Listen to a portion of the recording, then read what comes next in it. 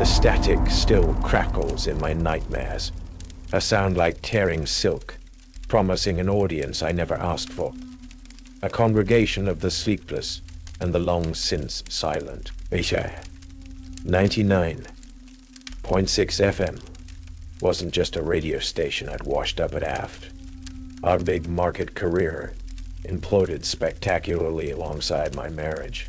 It was a crumbling mausoleum of forgotten voices, tucked away in the deepest, fog-choked folds of rural Pennsylvania. The signal here was notoriously unreliable, prone to drifts and ghostly incursions of other distant broadcasts, and the silences between songs felt heavier, more pregnant with unspoken things than any dead air I'd ever known. My first night, the station manager, a man named Henderson, whose eyes held the weary resignation of someone perpetually listening for a sound he desperately hoped never to hear again, handed me a greasy, coffee-stained sheet of paper with 3 rules. Station quirks, he'd called them, his voice raspy. For our unique demographic. Rule 1. Never ignore calls from children asking for bedtime stories. Some young spirits, he'd mumbled, need comfort to rest peacefully. Rule 2. Play the memorial hour every night at 2 a.m. sharp for listeners who request songs for deceased loved ones. And Rule 3. Delivered with a haunted look that made the hairs on my neck prickle. If you start hearing clear, reversed messages in the broadcast audio, well, he just trailed off then, his gaze lost in the dusty shadows of the control room. The DJ I replaced, a kid named Leo, apparently heard one too many backward whispers. They found his booth empty a month ago, the on-air lights still blinking, a half-eaten sandwich on the console. WUMR was a relic, a testament to analog slow decay. The building itself sagged, paint peeling like sunburned skin, the call letters above the door missing the EK. Inside, the air was a thick cocktail, dust from countless unswept corners, the hot, metallic tang of aging vacuum tubes, the ghosts of 1,000 stale coffees, and beneath it all, a faint, almost imperceptible floral scent. Lilies, maybe, or carnations, like a funeral home's lingering memory. My footsteps echoed on the cracked linoleum of the main corridor, each sound swallowed by the oppressive quiet. Maya Reeds, my co-host and the station's engineer, was already there, a silhouette against the dim glow of the control board.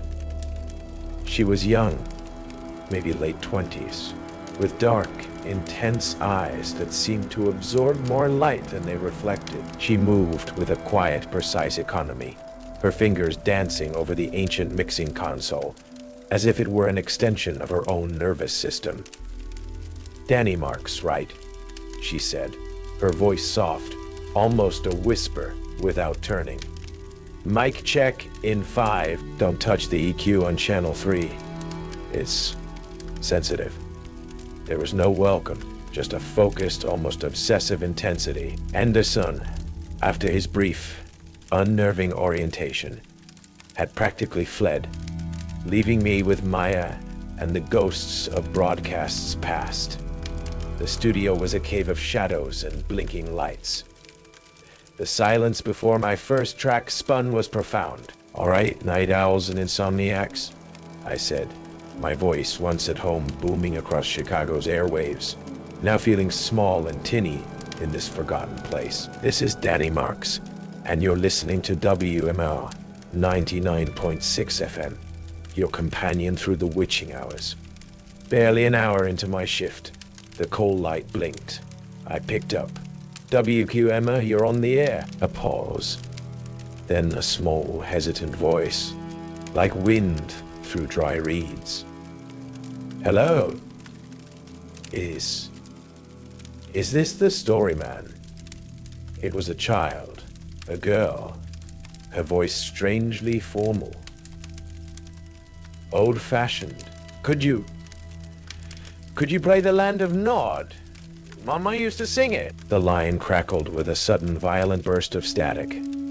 a sound like a fingernail drawn across a chalkboard, making me wince. Then, silence. The call had dropped. The floral scent in the studio seemed, for a moment, to intensify. The early days at WQMR settled into a strange, nocturnal rhythm. The station, with its outdated tech and pervasive air of neglect, felt less like a workplace and more like a time capsule, slowly surrendering to the encroaching wilderness and its own internal decay. The calls from children, rule number once, became a regular, unsettling feature of the pre-dawn hours. Their voices were always soft, tinged with an unchildlike melancholy.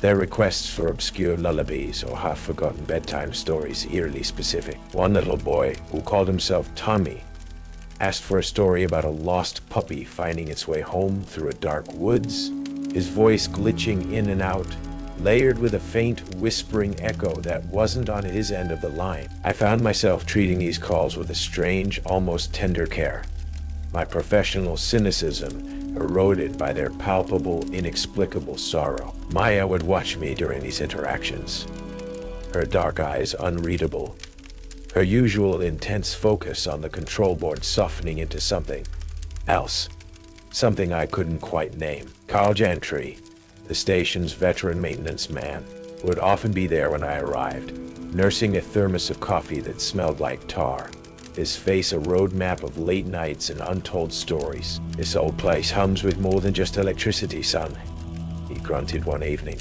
tightening a loose connection on the ancient transmitter rack. "Got a long memory. WKMR does. Some listeners, they just never quite tune out, you know?" He'd then trail off, staring into the flickering guts of the machine, as if seeing something I couldn't. Oh, well, it was during my second week, while doing a routine playback check of my previous night show. Henderson was a stickler for maintaining broadcast standards, a grim joke given the state of the equipment, that I first encountered the chilling reality of rule number 3, in a stretch of supposed dead air between a blues track and a station ID. I heard it, a faint, almost subliminal whisper, buried deep in the hiss of the aging tape. Curious, I isolated the segment, loaded it into the editing software Maya used, and hit reverse. My blood ran cold. Clear as a bell, a distorted guttural voice, speaking slowly, deliberately. "Bridge collapse, Highway 12. Dawn. 3 cars fall. Drop." I shook my head, a nervous laugh escaping me. Auditory pareidolia. My mind, sleep-deprived and marinating in the station's creepy ambience, was playing tricks. It had to be. But the specificity. 3 cars fall. I saved the file, a knot of unease tightening in my stomach. The next morning, as I drove home through the gray, misty dawn, the local news update on the car radio crackled to life. A freak structural failure. An early morning bridge collapse on Highway 12, just as the sun was rising. 3 vehicles, they said, had plunged into the ravine below. The floral scent, the one from the studio, seemed to fill my car, cloying and funereal. The bridge collapse, the reversed prophecy. It gnawed at me, a parasitic worm of disbelief and dawning, terrible understanding. I started listening to everything with a new heightened awareness, straining to hear the voices beneath the static, the messages hidden in the silences. Sleep became a battlefield of fragmented whispers and images of falling steel. Then came the memorial hour. Rule number 2. Every night at 2 a.m. sharp. Maya prepped for it with a meticulous, almost reverent intensity, her fingers flying across the board, adjusting levels, checking connections the old-fashioned way, by feel and sound. The calls began almost as soon as the segment's mournful theme music faded. Voices thick with grief requested songs for lost husbands, wives, children, friends. The air in the studio grew palpably colder during that hour, the silence between calls heavier, more profound. The scent of lilies and carnations became almost overpowering, as if a spectral florist were arranging bouquets just out of sight. I felt like an unwilling medium, a reluctant conductor of sorrow, driven by a morbid curiosity and a desperate need to find some rational explanation for the station's oppressive atmosphere. I began exploring WQMR's forgotten corners during my off hours, in a dusty, locked storage room in the basement, a space that smelled of mildew and decaying paper. I found them, stacks of reel-to-reel tapes, hundreds of them, archives of broadcasts stretching back decades. Many were labeled with the name Ira Voss. His on-air voice, when I threaded one of the old tapes onto a wheezing, resurrected player, was a revelation. Rich, baritone, charismatic. With an undercurrent of profound melancholy, he'd hosted a late-night jazz and blues show, interspersed with philosophical musings and poetry readings. Then I found the last box. The tapes were dated October 2003. One, labeled Ira Voss, final broadcast, cut off abruptly mid-sentence. Ira was just starting to introduce a song for the memorial hour, with a prolonged, violent burst of what sounded like high-voltage electrical static, followed by a chilling, echoing silence. The timestamp on the tape box, 2:03 a.m. Carl. When I hesitantly asked him about Ira Voss, spat a stream of coffee into a nearby drain. Ira, he'd said, his voice low, his eyes darting towards the humming transmitter rack. Yeah, I remember Ira. Good man. Deep thinker. Too deep, maybe. Vanished. Poof. Right off the airwaves. Middle of the memorial hour. October of '03. Some of the old-timers, the ones who were listening that night, they swear they still hear his voice sometimes, caught in the signal, like a ghost in the machine. He shook his head. This station, it collects things, Danny. Voices, memories, maybe more. Later that night, alone in the studio, re-listening to one of Ira's earlier, seemingly innocuous broadcasts from the 90s, I heard it. During a quiet instrumental passage, almost buried beneath the saxophone, was a whisper. My own name, Danny, clear, unmistakable, followed by a faint, breathy giggle, like a child hiding just out of sight. The studio lights flickered. The floral scent, stronger than ever, filled the room, cold and suffocating. The phantom whisper of my name, woven into a decades-old broadcast, shattered any lingering hope of rational explanation. Blackridge wasn't just haunted, it was aware, and rule number 3 became my unwilling obsession. I started meticulously recording every second of my own shows, spending hours with headphones clamped on, sifting through the static, isolating and reversing snatches of garbled sound. The prophecies came with chilling regularity. Apartment fire, Elm Street, 3 souls. Smoke claims them. A news report the next day confirmed it. Pile up, interstate, sudden fog, twisted metal. It happened just after dawn. Each accurate prediction was another nail in the coffin of my sanity, another layer of icy dread coating my soul. The weight of this unsolicited clairvoyance, this terrible passive knowledge of impending doom, was a crushing burden. I tried once, after deciphering a particularly clear warning about a gas leak at a local diner. I called the fire department anonymously. They'd listened, then a weary, cynical voice had asked if I'd been drinking. The diner was fine. The next morning, a different diner, 2 towns over. The one next to the one I had named made the news. A faulty gas line, a small explosion. Thankfully, no serious injuries. The spirits, it seemed, were not always precise, or perhaps my interpretation was flawed. My attempts to intervene were clumsy, useless, making me sound like a crank. The helplessness was a new kind of torment.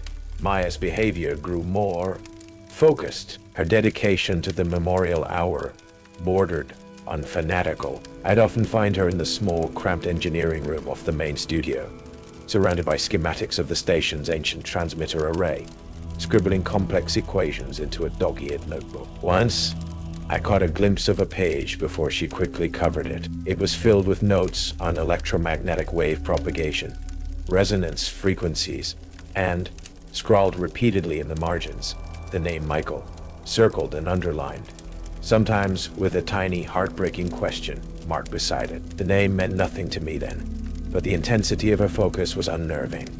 She seemed to be treating the station not as a broadcaster of music, but as an instrument, one she was meticulously, obsessively tuning. The calls from the children continued, their voices sometimes clearer, sometimes more disturbingly distorted. One little girl, Lily, who always asked for Twinkle, Twinkle, Little Star, began to whisper warnings amidst her song requests. The tower hums too loud, Storyman. It wakes the others, the ones who don't like stories. Then Carl Gentry vanished. He'd been jumpier than usual for days, his eyes constantly darting to the shadows, muttering about hearing his name in the static. Too clear, too close. He told me, his voice trembling, that Ira Voss had started answering him in the dead air. One morning, Carl just wasn't there. His ancient pickup truck was still in the parking lot. His half-full thermos of cold coffee sat on his workbench in the maintenance shed, a single, perfectly formed white carnation lying beside it, beads of impossible dew still clinging to its petals. That night, alone in the deepening dread, I searched Carl's abandoned workspace, tucked inside a battered copy of an old radio engineering manual in Ira Voss's old locker, a locker Carl had apparently adopted. I found a small, charred, leather-bound journal. Many pages were burned beyond legibility, but the last few entries were chillingly clear. Ira's familiar, elegant script, now jagged, panicked. Walk 19, 2003. The signal is a door. They want more than songs.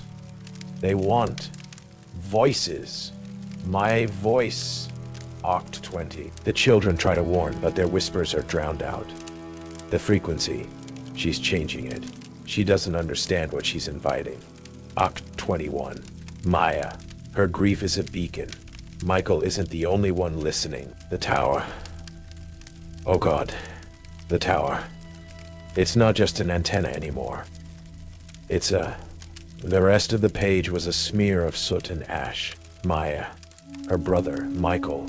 The tower. A cold, terrifying understanding began to coalesce in the staticky darkness of my mind. I know. Pixel power share. I chased to public noise.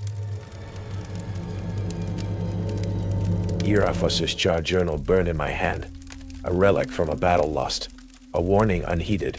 Maya, her grief. Michael. The thesis clicked into place with a sickening, inevitable certainty. The station wasn't just haunted. It was being engineered into something far more dangerous. A deliberate conduit. And Maya was the ghost in the machine. Her sorrow the key turning the lock. I found her in the main control room, bathed in the eerie green glow of the oscilloscopes, her fingers flying across a customized auxiliary panel I hadn't noticed before, wired directly into the main transmitter feed. The air was thick with the scent of ozone and lilies, so potent it was almost cloying. The usually faint hum of the equipment had deepened into a vibrant, resonant thrum, a sound that seemed to vibrate in my very bones. Maya, I said, my voice hoarse. The journal held out like an accusation. What have you done? Ira Voss. He knew. He tried to warn someone. She didn't startle. She simply turned, her dark eyes luminous in the dim light, filled not with guilt, but with a terrifying, ecstatic fervor. Ira was weak, she said, a voice surprisingly strong, cutting through the hum. He opened the door, but was afraid to step through. He didn't understand the beauty of it, the purity of the connection. Connection. Maya, this isn't a connection. It's a A plague. The prophecies, the children. Carl. Carl chose to listen too closely to the wrong voices. She interrupted, a flicker of something cold in her eyes. The children are just echoes, lost signals. Michael is clearer now. Stronger. Michael is clearer now. Stronger. He's been so lonely, Danny. Her voice softened, broke with a grief so profound, it was almost tangible. The train crash. I was supposed to be with him. I changed my mind at the last minute. He died alone. He died alone. She gestured to the complex array of equipment. Ira's research was rudimentary, but he was on the right path. This station built on their unconsecrated ground, soaked in the residue of that hospital fire. Their energy is immense. The old analog signals, the specific M frequencies. I've amplified it, focused it. Tonight, Danny, during the memorial hour, with you on the air, your voice, your empathy, you're the perfect conductor. You'll stabilize the gateway. Michael will be able to cross, truly cross. And the others, I demanded. The reversed messages, the chilling whispers, the oppressive weight of the unseen listeners pressing in on me. The ones who aren't your brother, the ones Lily warned about. A shadow crossed her face. They are part of the static, unavoidable. But Michael's signal is the strongest. He'll guide them or quiet them.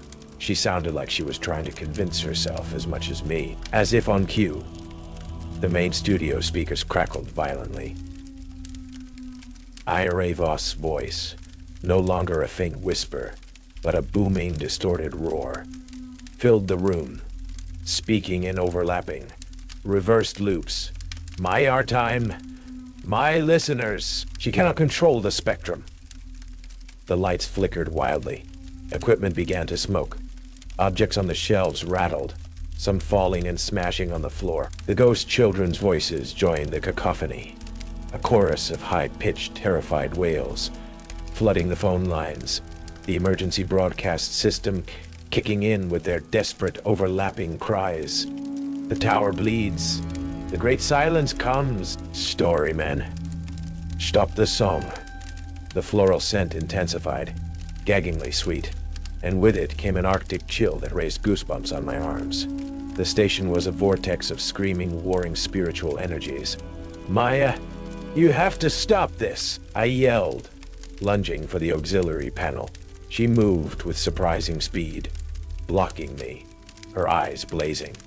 No, I'm so close. He's here, Danny. I can feel him. She frantically keyed a sequence into the panel. A new, piercing tone began to emanate from the speakers, a carrier wave of immense power. The reversed messages began to flood my mind, no longer needing the broadcast, directly injecting images of fire, twisted metal, a city skyline crumbling. The next disaster felt imminent, catastrophic, perhaps even linked to the very energy Maya was unleashing. I knew then what Ira meant. The tower.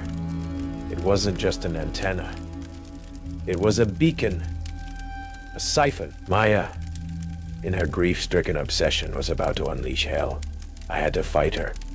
Physically, her surprisingly wiry strength, fueled by adrenaline and delusion, made her a desperate opponent. We wrestled for control of the panel, the room shaking around us, Ira's vengeful howls, and the children's terrified pleas a soundtrack to our struggle.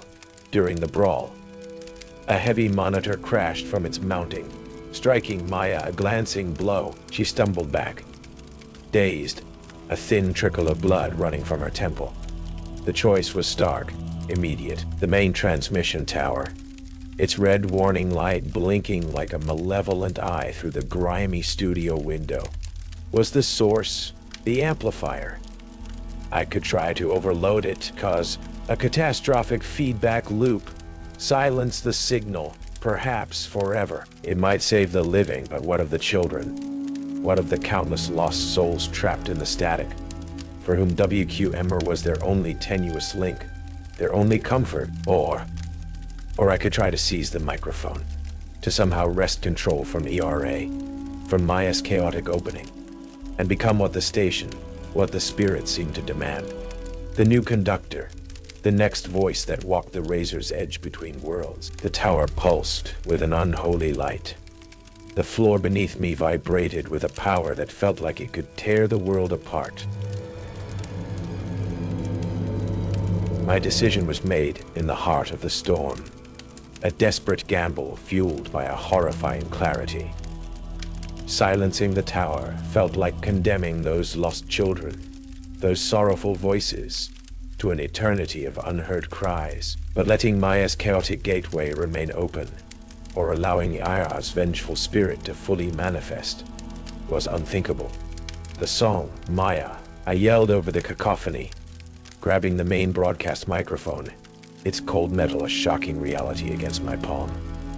What's the song for Michael? That's it, blood trickling into her eye. She mumbled a title, an old, melancholic folk ballad, ironically about finding peace after a long journey. I queued it up with trembling fingers, slammed the faders open and hit play. My own voice, raw and desperate, booming over the maelstrom. This is WKUM 99.6 FM, and this is for Michael, and for all the lost voices listening tonight. The effect was instantaneous. The piercing carrier wave Maya had initiated wavered, then shifted, locking onto the melody of the song. Era was roaring howls distorted, fractured, as if the familiar structure of a scheduled broadcast, a song for someone else, was anathema to his chaotic rage. The children's terrified wails softened, becoming a chorus of faint, curious whispers, drawn to the unexpected familiarity of music, of a voice speaking to them, not just through them. It wasn't a solution. It was a temporary truce, a desperate act of channel surfing on the spiritual plane. But it bought me moments. The tower, Danny, Maya croaked, pointing a trembling finger towards the schematics still displayed on a sputtering monitor. The main breaker. In the transmitter shed. It'll cut all power, but the feedback, it could fry everything, including us. I finished grimly. Or worse. The transmitter shed was a small brick outbuilding 100 yards from the main station, connected by thick, humming cables, leaving the song playing on a loop, a fragile dam against the chaos. I half-dragged, half-supported Maya towards the emergency exit. The air outside was electric, the sky above the tower glowing with an unnatural, pulsating light. The ground vibrated. Ira Foss wasn't going to let us go easily. Shapes flickered at the edge of my vision, shadows detaching themselves from the deeper darkness of the woods surrounding the station. The floral scent was a suffocating miasma. His distorted voice whispered directly in my mind now, no longer needing the speakers, promising power, promising an audience that spanned eternity, if only I would yield the microphone, yield the signal, become his voice. The door to the transmitter shed was old, rusted. Maya, despite her injury, fumbled with the keys with a desperate urgency.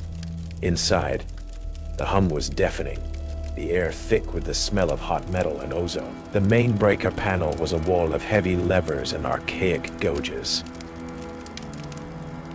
"This one," she yelled, pointing to a massive red-painted lever.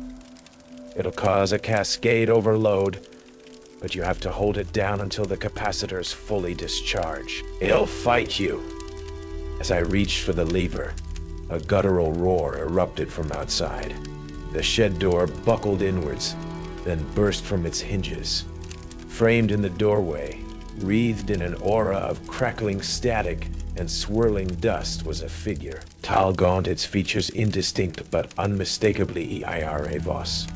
No longer just a voice, but a semi-corporeal manifestation of rage and corrupted signal. Maya screamed. Ira lunged. I threw myself in front of Maya, shoving her towards a rusted steel maintenance ladder leading to a small crawl space. "Go. Get out of here," Then I grabbed the red lever with both hands and pulled. The resistance was incredible, as if I were wrestling with the mountain itself. The lights in the shed exploded in a shower of sparks. The hum rose to an unbearable, bone-shattering shriek. I could feel Ira's icy, spectral hands on me, trying to tear me away. His voice a blizzard of reversed curses and promises in my skull. The smell of burning electronics filled the air, along with the overpowering funereal scent of lilies. My muscles screamed. My vision grayed out. But I held on, picturing the terrified faces of the children, the sorrow in the voices of the memorial hour callers, the desperate hope in Maya's mad eyes. With a final cataclysmic surge of energy that threw me across the shed, the lever slammed fully down. There was a sound like the world tearing in two, a blinding flash of white light, and then silence. A profound, echoing, absolute silence, the kind of silence that consumes all other sounds. I woke up hours later, or perhaps it was days, lying on the cold concrete floor of the transmitter shed. My ears were ringing, my body ached, as if I'd been trampled, and the air stank of burnt metal and shattered dreams. The silence persisted, heavy and absolute. No hum from the equipment, no static, no whispers. Maya was gone. I found her later, huddled in the crawl space, covered in dust, traumatized but physically unharmed. She remembered flashes, the light, the sound, then me collapsing. WQMA 99.6 FM was dead. The tower still stood, a blackened, silent sentinel against the bruised dawn sky, but its voice was gone. The catastrophic overload had fried every piece of equipment in the station, from the ancient turntables to Maya's customized transmitter array. The authorities, when they eventually arrived, found a scene of inexplicable destruction. The official report cited a massive electrical surge due to faulty wiring, and a localized lightning strike that somehow missed all meteorological records. Maya, after a period under psychiatric observation, was released. Her obsession had been broken by the sheer terror of what she'd almost unleashed. She left Pennsylvania, seeking in quiet anonymity her brother would never know. We never spoke of Michael or the memorial hour. Again, I tried to move on too. Found a job in a quiet bookstore in a town far from any brooding mountains or forgotten graveyards. But the silence followed me. It wasn't a peaceful silence. It was an empty silence. A void where voices used to be, the children's requests for bedtime stories, the mournful dedications of the memorial hour, even Ira's distorted rage. All gone. And their absence was a heavier burden than their presence had ever been. Sometimes, late at night, when the town is asleep and the only sound is the turning of pages, I'll find myself drifting to an old battery-powered transistor radio I keep on my bedside table. I'll tune it slowly across the AM and FM bands, through the hiss and crackle of distant living stations.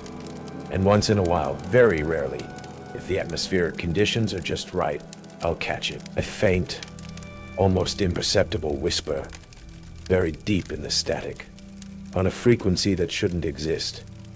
It's never a prophecy. It's never Ara's rage. It's just a child's voice, small and very far away, asking, "Storyman, are you still there?" It's very quiet now, and I'll sit there in the pre-dawn gloom, the radio pressed to my ear, and I'll whisper back into the silence, tears stinging my eyes. Yes, I'm here. I'm still listening, because some signals, once received, can never truly be disconnected, and some silences are just waiting for the right voice to fill them again, even if it's only with the echo of a story that can no longer be told on the airwaves. The memorial hour, I realized, wasn't just on the radio. It was now, and always in my heart.